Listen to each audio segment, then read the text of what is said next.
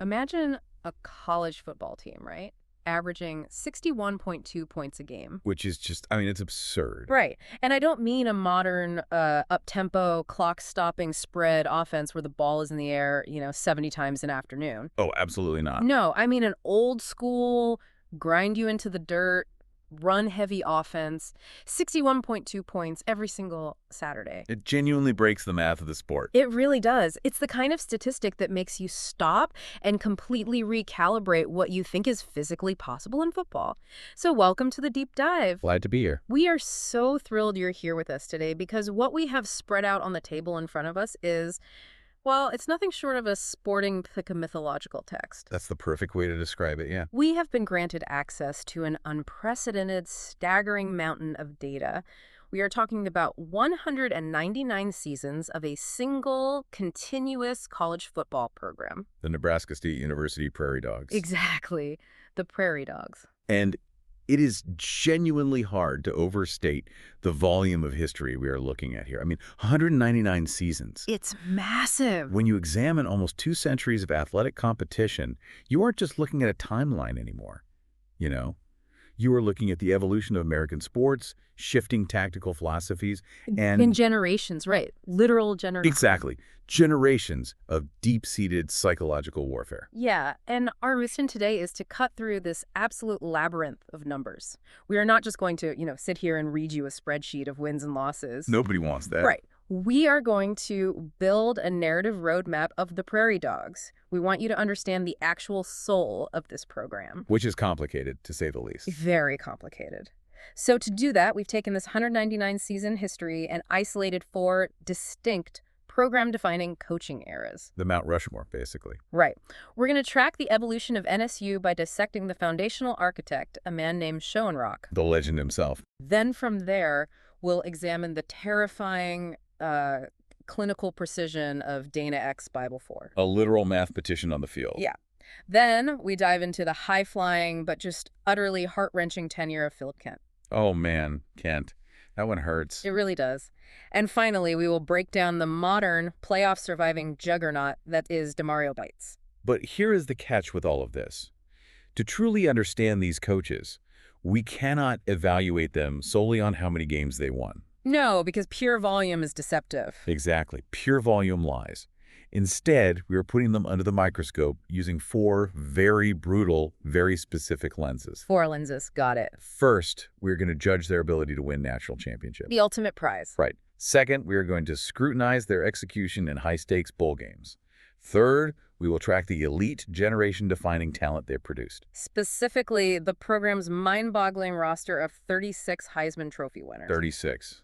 It's insane. And then the 4th lens. Oh, the 4th lens. The ultimate, inescapable litmus test for anyone who puts on a headset at Nebraska State. The rivalry. We are going to examine their success or their catastrophic failures in the bitter, blood-feud rivalry against the Nebraska Cornhuskers. Which really is the defining feature of this entire deep dive. It is, because looking at this data, parsing through 199 seasons, it's not like reading a book. It is exactly like examining the cross-section of an ancient redwood tree. Oh, I like that. Yeah, think about it. You don't just look at a redwood to see how tall it is. You study the rings. You see the history in the wood. Right. You see the thin rings representing years of drought and stagnation. You see the deep black scorch marks where fires nearly burn the tree down. In this case, those fires were almost always caused by the Nebraska Cornhuskers. Exactly. But then you also see these thick, vibrant, golden rings that represent eras of explosive, unstoppable growth. I love that analogy because it perfectly captures the actual systems at play here. Right. The history of the Prairie Dogs isn't a story of linear improvement. It's a biological system responding to stress. Yeah, that makes a lot of sense. It's about how these coaches built immune systems, basically, to survive the pressures of expectations, the evolution of football rules, and those relentless attacks from their rivals. So let's go straight to the center of the tree then, the foundational rings, the genesis. Let's talk about the architect of the Prairie Dogs.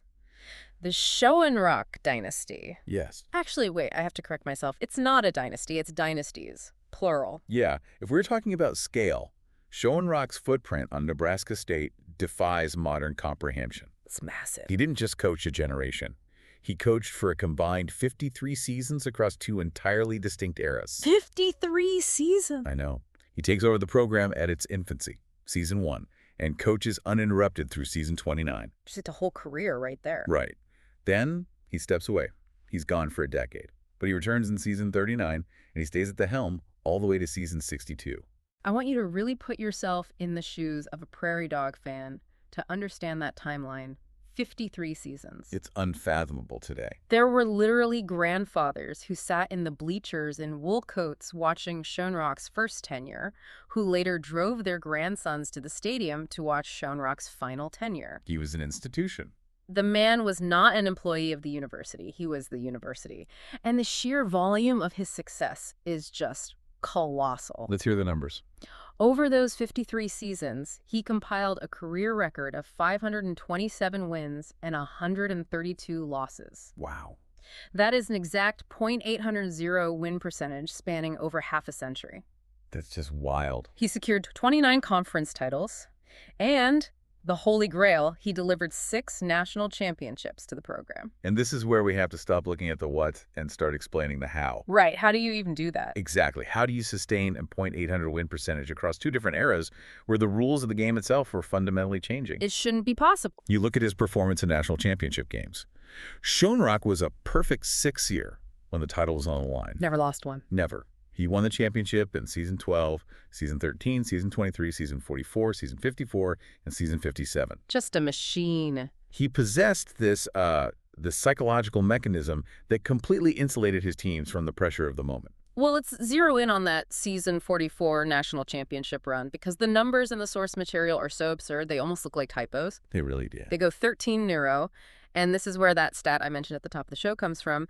The Season 44 Nebraska State Prairie Dogs averaged 61.2 offensive points per game. It's hard to even wrap your head around. And they cap off this undefeated season by marching into the Fiesta Bowl against Illinois and completely dismantling them 51-13 to win the title. A total blowout. So I have to ask you, functionally, mechanically, how is a team in a pre-modern era scoring 61 points a game? It's a brilliant question, because if you don't have a modern spread offense, throwing the ball out of bounds to stop the clock, you only have one way to score 61 points. You're just sheer physical exhaustion of your opponent. Just beating them up. Exactly. Schoenrock didn't try to trick people. He utilized heavy, dominant offensive lines and a relentless rushing attack. So just running it right up the gut. Over and over. When you are rushing for massive chunks of yardage on first and second down, you control the clock, sure, but more importantly, you completely break the physical will of the opposing defensive front. They just give up. His teams generated 489.6 yards of total offense on average that year, while his defense surrendered a meager 15.1 points. They weren't just beating teams, they were mathematically suffocating them. I mean, they had an average margin of victory of 46.1 points. They were a steamroller. You knew what was coming. You just had to lie down and let it flatten you. And we see this exact same philosophy applied to his bowl games overall. Oh, the bowl games are brutal. Over his massive career, Schoenrock goes 34-16 in bowl games. But look at Season 48 in the bowl logs. The Nevada Bowl. Yes. This is where you see the sheer cruelty of his system. The Prairie Dogs play Western Michigan in the Nevada Bowl. The final score is 62-0. A complete shutout. 62-0. That 62-point differential stood as the program's all-time largest margin of victory in a bowl game for decades. Just utter dominance. I mean, think about the fan experience there. You travel to Nevada for a bowl game, and by the end of the first quarter, the competitive aspect of the sport has completely evaporated. It's over. It's not a game anymore. It's a terrifying exhibition of force. Yeah, and that exhibition of force was a calculated message. Yeah. Schoenrock understood that dominance is a habit. You can't turn it off. Exactly. You don't take your foot off the gas in a bowl game because you are constantly conditioning your players to be ruthless. Right. And that ruthlessness was never more necessary than when they faced the Nebraska Cornhuskers. The ultimate metric. How did the founding father handle the blood feud? He handled it by setting a concrete psychological floor for the program. Okay, what does that mean? Over his tenure, Schoenrock retired with a strong 6-3 record against Nebraska. So he owned them. Basically. He made sure, right from the very first rings of this redwood tree, that Nebraska State was the apex predator of the state. He never allowed the Cornhuskers to become a boogeyman. Which, as we are going to see, is a luxury future coaches absolutely did not have. Not at all. But before we close the book on the Schoenrock era, we have to talk about the talent pipeline. Heisman's. Right. His offensive philosophy wasn't just theory. It produced an assembly line of Heisman winners. And specifically, it was a running back factory. It really was. But wait, I have to stop right here. I've been looking at this Heisman roster in the notes, and there is an anomaly here that I desperately need you to clarify. I know exactly what you're going to ask. I mean, in Season 3 and Season 4, at the absolute dawn of the program, a running back wins back-to-back Heisman trophies. Yo. And this running back's last name is Schoenrock. Yes, it is. Now, the sources don't explicitly draw a family tree here, but are you telling me we have a head coach named Schoenrock and a back-to-back Heisman-winning running back named Schoenrock operating in the exact same foundational era, and it's just a coincidence? Highly unlikely. Right. Or are we looking at a father-son mythology here? While the raw data sets don't provide, birth certificates, the historical implication is overwhelming. It has to be, right. You have to view this through the lens of early sports history, where programs were often built as literal family enterprises. Wow, okay. Having a patriarch head coach scheming a system that allows his own bloodline to win the program's first 2 Heismans in seasons 3 and 4, it is the ultimate narrative cornerstone. That's why. It binds the identity of the family completely to the identity of the university. It's incredible. It's like the founding myth of Rome, but with shoulder pads. That's exactly what it is. And the Schoenrock running back factory just kept humming for decades. Look at this list. Morgan wins it back-to-back in seasons 11 and 12. Blackwell goes back-to-back in 17 and 18. Wood wins in 22. And then Schoenrock takes his break. Right. He takes his decade off, comes back in season 39, and the factory doesn't miss a beat. Not a single beat. He produces McCall in 39, Duncan in 41, Rutledge in 42, Fisher in 44, Nash in 45, and Todd going back-to-back in 53 and 54. It proves that his system was entirely plug and play. The system was the star. Exactly. The individual running back was almost secondary to the immense blocking schemes and run-heavy philosophy he instituted. That makes sense. The system generated the Heisman, not just the raw talent of the player. However, what makes Schoenrock a true legend, and not just a relic of the past, is his late career evolution. Right, because the sport doesn't stay stagnant for 53 years. Exactly. Towards the twilight of his second era, the defensive fronts across the country started getting bigger, faster, and smarter. They caught up to the run. They did. They started crowding the box. If Schoenrock had been stubborn, his dynasty would have collapsed. But he wasn't. No, instead, he pivoted. He began utilizing the forward pass not as a gimmick, but as a primary weapon. Which is huge for that era. It is. We see this because in season 56, he produces a Heisman-winning wide receiver, Martinez. Oh, wow. And in his final years, season 61, another wide receiver, Robertson, wins it. He proved he could beat you through the air just as effectively as he had pulverized you on the ground for 40 years prior. So Schoenrock builds the temple. He hangs the first 6 national championship banners. He asserts dominance over the Cornhuskers. He produces a mountain of Heismans. The complete package. And then finally, he retires for good. The architect leaves the building, which brings us to a massive question. What do you do when you are the guy hired to replace a god? You generally fail. Yeah, that seems to be the trend. It's a phenomenon we see across all major sports and leads the Prairie Dogs into what we have to call the middle eras, a period defined entirely by the crushing burden of the benchmark. It's the ghost of the founder. When you take over Nebraska State after season 62, the fans don't just want you to win. They expect you to win with a .800 percentage. They expect 60 points a game, and they expect you to crush Nebraska. Impossible standards. Every single decision you make is measured against a myth.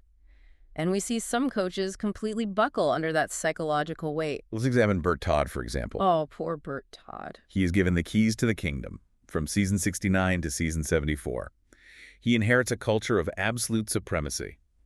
But without the specific genius of Schoenrock to operate the machinery, the system breaks down. Completely breaks down. Over 6 years, Todd actually manages a losing record. He goes 32-36. A losing record at Nebraska State. I can't even imagine the talk radio callers in season 73. They must have been vicious. The alumni base must have been in full revolt. They were. But the true tragedy of Bert Todd is the season 70 national championship game. Oh, Oh, right. Somehow, despite the overall struggles, Todd manages to catch lightning in a bottle and gets the Prairie Dogs to the title game against Minnesota. This is his chance to validate his tenure, to prove he belongs in the same breath as Schoenrock. And what happens? A systemic, humiliating collapse. Yeah, they're completely shut out. They lose to Minnesota 0-19. 0 points. 0. To this day, in the massive bowl history log of the program, that 0-19 loss stands as the record for least points scored in a bowl game. You know, it's one thing to lose a shootout, but to make it all the way to the national title game and score 0 points? It's a disaster. For a program that used to average over 60 points a game, that isn't just a loss, that is an identity crisis. It really is. But as bad as the Minnesota shutout was, the thing that truly destroys coaches in this middle era is the fourth lens. The Nebraska rivalry. Yes, the rivalry becomes a coach killer. Look at Jarrett Lombardi, who coaches from season 86 to 91. 6 seasons. 0 conference titles. Yeah. 0 national championships. Ouch. And most damning of all, he goes 1-5 against the Nebraska Cornhuskers. It's untenable. You can't walk into a grocery store in the state if you are losing to the Cornhuskers 5 out of 6 times. Yeah. You'd have to move. Seriously. But the most fascinating psychological case study from this era isn't Lombardi. It's Ryan Ditka. Ah, Ditka. Ditka is a paradox. Explain that. He coaches for 16 years, from season 92 to season 107. And in season 98, he achieves the ultimate goal. He wins it all. He guides the Prairie Dogs to a perfect 14-new season and wins the BCS National Championship, beating Virginia Tech 31-28. So he wins a ring. He reaches the absolute summit of the sport. You'd think they would build him a statue. You would think so, right? Until you look at the fourth lens. Right. Over his 16 seasons, Ryan Ditka goes an abysmal 6-10 against the Nebraska Cornhuskers. This is exactly why we set those 4 lenses up at the beginning, because Ditka proves that winning a national title doesn't buy you immunity if you can't protect the state borders. It's a completely separate metric. I want you, the listener, to imagine being a high-level booster for the Prairie Dogs during Ditka's tenure. It would be agonizing. You go to the banquet, you toast the season 98 championship banner, but for a decade and a half, every time you go into the office on Monday after the Nebraska game, your Cornhusker coworkers are laughing at you. Yep. 6-10 against your bitter rival taints everything. It proves that the Nebraska game is an entirely separate, heavily weighted metric of success. It became a heavier burden than the national schedule. However, it is vital to note that this middle era wasn't just a dark age. No, there were bright spots. There were flashes of absolute tactical brilliance that proved the program could still evolve. The most prominent example is Damian Nash. Right, Nash takes over from season 75 to 85, 11 years, and he actually secures 2 national titles, going back-to-back in season 80 and season 81. He does. Now, looking at the championship comparisons in the sources, Nash's approach to winning those titles is the exact polar opposite of Schoenrock. Completely different. Schoenrock won by scoring 61. Nash won by doing something completely different. How did he do it? Nash recognized a fundamental truth. You cannot out Schoenrock. Good luck trying. If he tried to run a high-volume scoring offense, he would forever be compared to the founding father and found wanting. He'd always be second best. So Nash flipped the script. He built a fortress. He won with defense. He fundamentally altered the math of the game. Explain that mechanism to me. What does altering the math look like on the field? Well, Schoenrock wanted to run 80 plays a game and grind you down. Nash wanted to shrink the game down to 50 plays. Oh, wow. Just taking the air out of the ball? Exactly. He utilized heavy compressed defensive fronts that were virtually impossible to run against. He forced opposing offenses into third and long situations, and then he just bled the clock dry. So efficient. In his season 80 title run, where they went 12-1 and beat Houston 24-10 in the Rose Bowl, Nash's defense allowed an average of only 16.6 points per game for the entire season. That's incredible, and he tightens the vice even further the next year. He really does. In season 81, they go an undefeated 13-0, beating Maryland 31-14 in the Fiesta Bowl. That year, the defense is suffocating. They allow just 14.9 points per game. It's a clinic in defensive football. He figured out that if the opponent can't score 15 points, you don't need a magical offense to win championships. Exactly. And later in this middle period, we see another stabilizing force in Rob Walken, who coaches from season 108 to 123. Walken acts as a bridge, right? Yes. He stabilizes the win-loss column with a 156-62 record. He reestablishes dominance in the postseason with a brilliant 14-2 bowl record. And he fixes the Ditka problem. He does. He goes 10-6 against Nebraska, and he wins the season 111 BCS title in a gritty 17-7 victory over Illinois. Walk-in essentially stopped the bleeding. He proved that the Prairie Dogs were still a premium elite brand. But stopping the bleeding isn't the same as dominating the world. No, the fans didn't just want to be very good anymore. They remembered the terrifying invincibility of the Schoenrock years. They wanted a monster back on the sideline. They needed a coach who didn't just win, but who won with an absolute terrifying clinical efficiency. Which brings us out of the middle eras and squarely into the era of Dana X Bible IV. Dana X Bible IV, what a name. And if Schoenrock was the architect, Bible IV was the mathematician. The mathematician. He takes over the program season 124 and remains until season 139. And the numbers he produces over those 16 seasons are, mathematically speaking, almost flawless. Let's just drop the hammer right here. Go for it. Dana X. Bible IV finishes his career with 187 wins and 33 losses. That is a win percentage of .850. It's unbelievable. Let me repeat that because it's the highest win percentage of any long-term coach in all of these sources. .850. Over 16 years, if you played Dana X Bible IV, you had a 15% chance of winning. That's just a terrifying stat. He didn't just coach football, he solved it. He really was a clinician. He didn't rely on raw emotion or, momentum. He relied on exploiting incredibly specific systemic weaknesses in his opponents. Yeah, just pick them apart.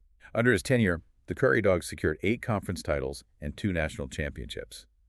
Let's look at the sheer violence of his title victories because it highlights his methodology. Okay, let's look. In season 125, which is only his second year on the job, he gets to the BCS national championship game. Yeah. And he doesn't just win, he liquidates Cincinnati. The final score is 52-14. They averaged 400.4 yards of offense that year, putting up 43.2 points per game.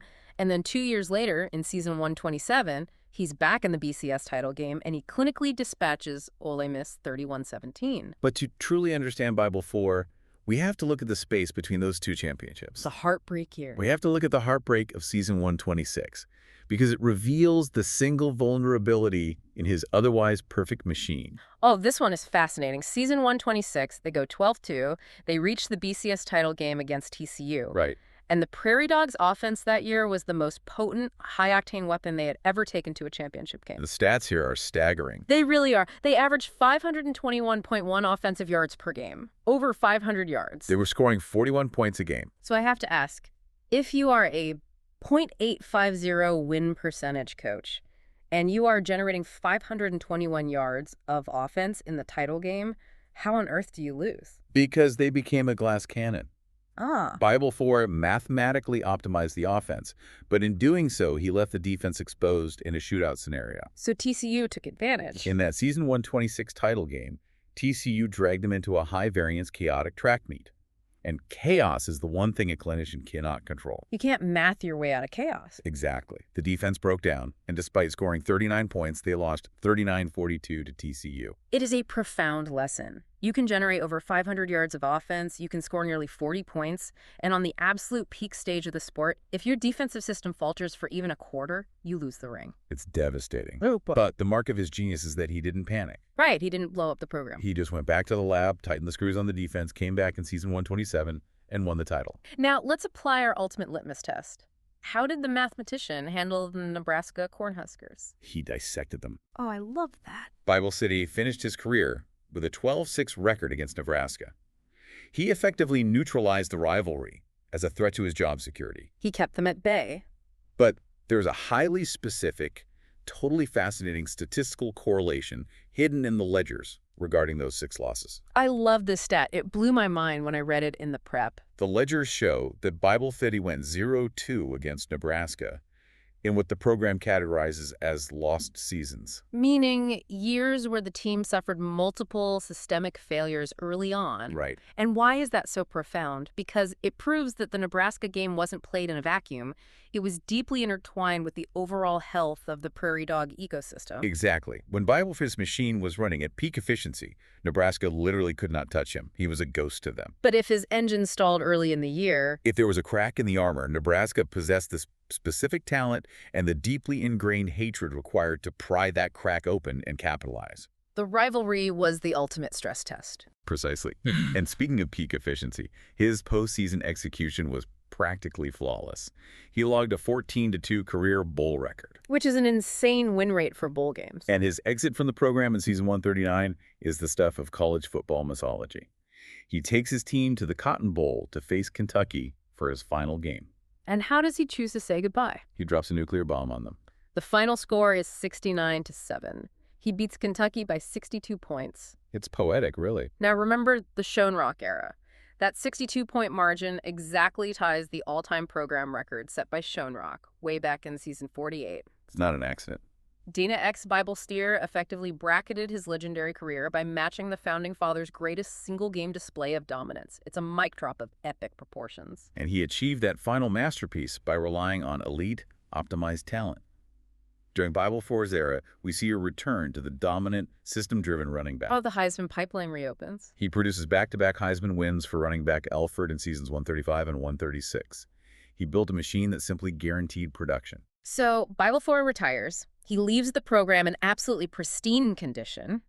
The machine is tuned to perfection. The fan base is happy, the boosters are quiet. And then his successor, a man named Philip Kent, takes the keys to this finely tuned sports car Oh boy. and proceeds to drive the entire program on the most wildly erratic, emotionally exhausting, terrifying roller coaster ride in the 99-year history of the school. This is a crucial transition. We move from the era of clinical dominance to what can only be described as the era of the tragic juggernaut. The tragic juggernaut. I mean, that sums it up perfectly. Philip Kent takes the helm in season 140 and operates the program for 18 grueling years, until season 157. And I want to be fair here at the top. If you just look at the raw volume of Kent's resume, you would think he was a god. The numbers are undeniably huge. The man racks up 207 wins. He maintains a .835 win percentage, which is just a fraction of a hair behind Bible IV. He secures an incredible 12 conference titles. And he more than holds his own against Nebraska, going 11-7 against the Cornhuskers. He also wins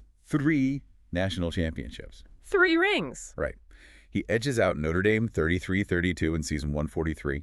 He authors a truly dominant season 148, going 14-0, averaging over 41 points a game, and crushing Penn State 45-14 in the BCS title game. A flawless season right there. And he secures a 3rd ring in season 155, beating Navy 35-32. Okay, stop right there. Yes, 207 wins, yes, 3 titles. That sounds like a dream scenario for any program. It does, on paper. But I am going to push back on Kent's legacy aggressively here, because when you dig into the 4th lens, the high-stakes execution Philip Kent might be the most agonizing coach in the history of sports. It's hard to argue with that.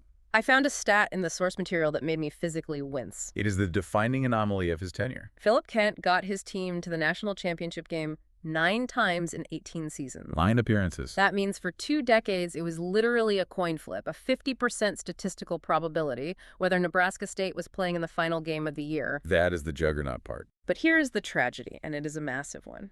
He lost 6 of those title games. 6 losses on the biggest stage. He went 3-6 when the ultimate prize was on the line. He lost in season 147, 149, 150, 151, 154, and 156. Just heartbreaking. I want the listener to really internalize the trauma of that. Imagine being a fan.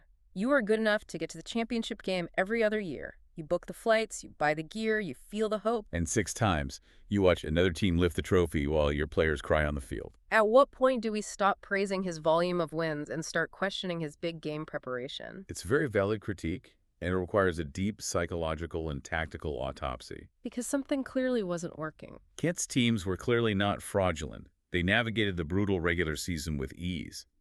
But when they reached the ultimate stage, the immense pressure seemed to crack their foundational schemes, particularly on the defensive side of the ball. It just folded. The clinical efficiency of Bible IV was gone, replaced by high-variance chaos.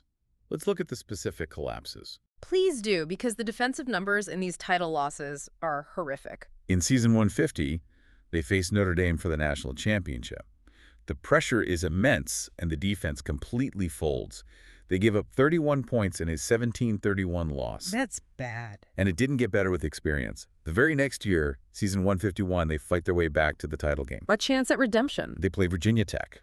And the defense puts on one of the worst displays in program history, surrendering an astonishing 52 points. 52 points in a national championship game. They lose 31-52.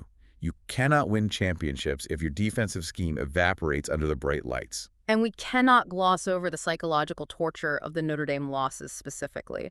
I'm looking at the timeline. That's a rough stretch. In season 149, they lose the national title game to Notre Dame 10-17. The next year, season 150, they make it back. They get a rematch with Notre Dame for the title. And they lose again, 17-31. Back-to-back national championship losses to the exact same team. The sports trauma of that, it creates a complex. It absolutely does. And it wasn't just major historic powerhouses beating them. Later in his career, the cracks got wider. He loses the season 154 title game 14-31 to Army, and the season 156 title game 14-27 to Navy. He was getting functionally out-disciplined by the service academies when the title was on the line. Why?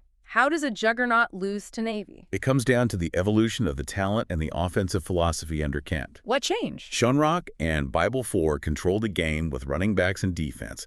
Kent modernized the offense, opening it up and relying on elite quarterback play. Throwing the ball around more. Exactly. We see this because while he had Heisman running backs in Brunner in season 147 and Jackson in 156, his dominant season 148 championship was powered by a Heisman-winning quarterback, Thornton. Right. Kent built a high-volume, passing-oriented machine. But passing offenses are inherently higher variance. You live by the sword, you die by the sword. If the timing is off at a pressure cooker environment, or if a disciplined team like Army or Navy controls the clock and keeps your elite quarterback on the sideline, the high-volume machine sputters and dies. So Philip Kent leaves behind a deeply complicated legacy. Immense volume, immense talent, but immense scarring heartbreak. He leaves behind a fan base that is thoroughly accustomed to the spotlight, but absolutely terrified of the glare. That's a great way to put it. Following Kent, the program enters a cooling-off period. Monroe Lindsay comes in and provides a long, solid, relatively drama-free run. Much needed after the Kent roller coaster. From season 158 to 181, he wins 240 games, secures one national title, and fights to a bloody 13-12 near draw against Nebraska over 24 years. He is a stabilizing force. He heals the psychological wounds of the Kent era. He does. But after Lindsay and a brief 3-season transition by Dante Rivera, the earth completely shifts on its axis. The whole sport changes. The entire landscape of college football undergoes a massive structural revolution.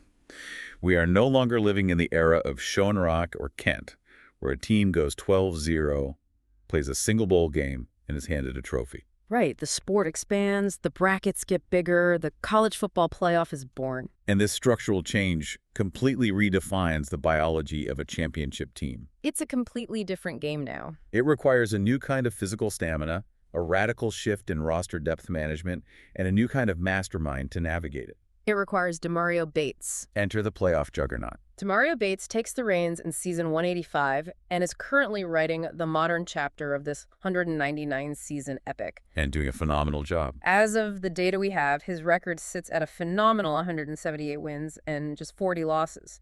But the win-loss record doesn't explain the friction of his era. No. To truly understand Bates' genius, we must examine the visual playoff brackets provided in the sources. Walk us through it. We are now operating in a 12-team college football playoff format. The path to a championship is no longer a one-game sprint at the end of the year. It is an absolute bone-crushing gauntlet. It's a tournament. Teams have to survive a first round, a quarterfinal, a semifinal, and finally, the national championship game. Let's talk about the mechanics of that, because it is a completely different sport now. Look at the contrast. It's staggering. Schoenrock could win a national title by going 12-0 in the regular season, resting for a month, and winning a single bowl game. Let's look at Bates in season 199.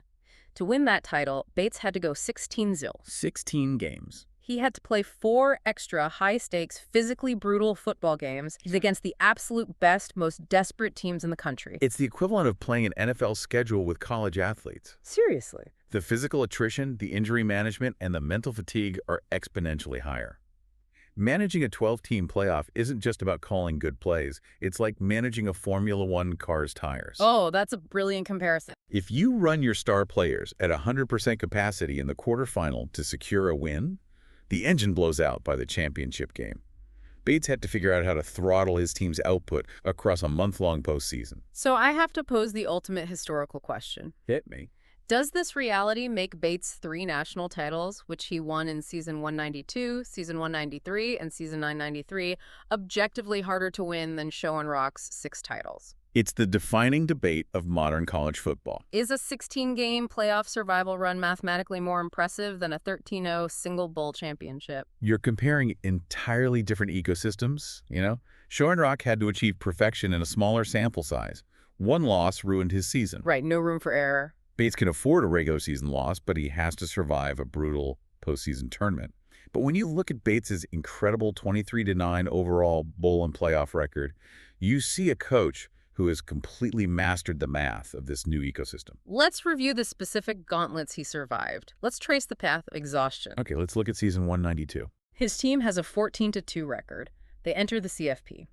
In the first round, they absolutely demolish Virginia 63-28. Statement made. Right. In the quarterfinal, the Peach Bowl, they pitch a shutout against Florida State 38-0. The defense is humming. But then it gets harder. In the semifinal, the Sugar Bowl, they run into a wall and have to edge out Alabama 17-14 in a gritty defensive battle. A trench war.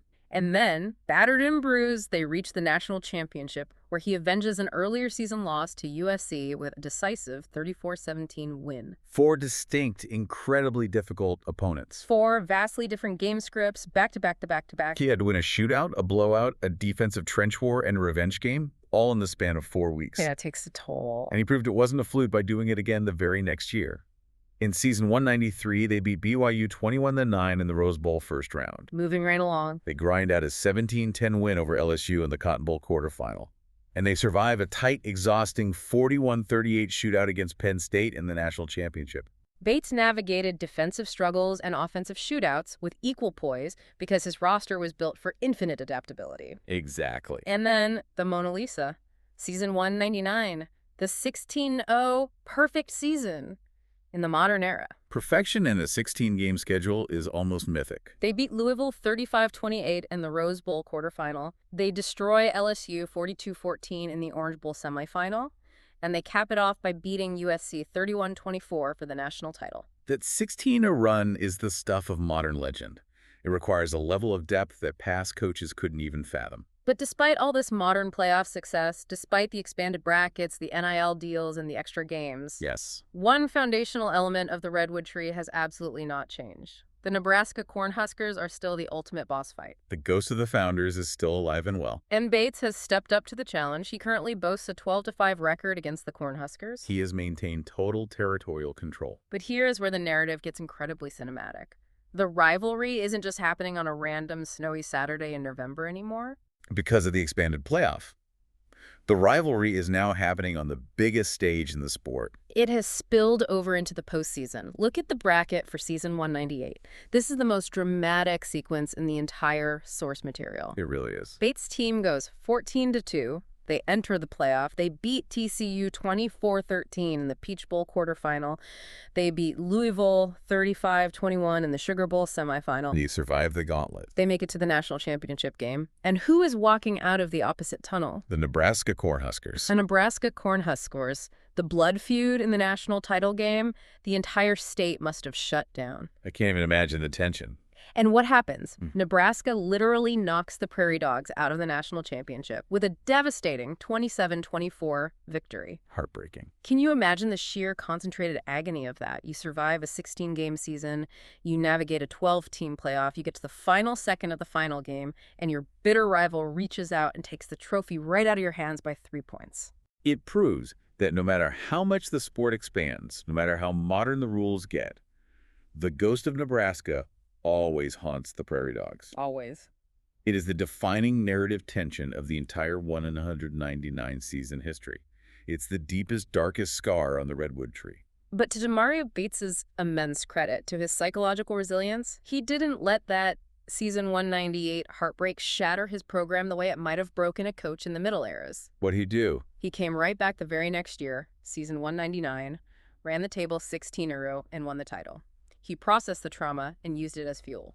And he has done this while adapting his talent perfectly to the demands of the modern game. We talked about Schoenrock's running backs. Look at the Heisman diversity under Bates. It's a reflection of the multifaceted offensive schemes required to survive a 16-game season against diverse playoff defenses. You cannot survive a 16-game season just by running the ball up the middle. The physical toll is too high. You need perimeter speed. You need players who can score in space. Exactly. And that's why Bates produces a Heisman-winning wide receiver in Haskins in season 190. Diversifying the offense. And then he develops a stable of incredibly versatile, modern pass-catching running backs. Hardeman in 189, Crum in 192, and Soro in 196. He built a program that can attack you from anywhere, at any time, in any weather condition. Bates is writing the current chapter of this epic. And what his tenure conclusively proves is that while the rules evolve, while the seasons get longer, and while the brackets become infinitely more complex, the standard of the Nebraska State Prairie Dogs does not change. The expectation is, and always will be, absolute excellence. So let's zoom back out.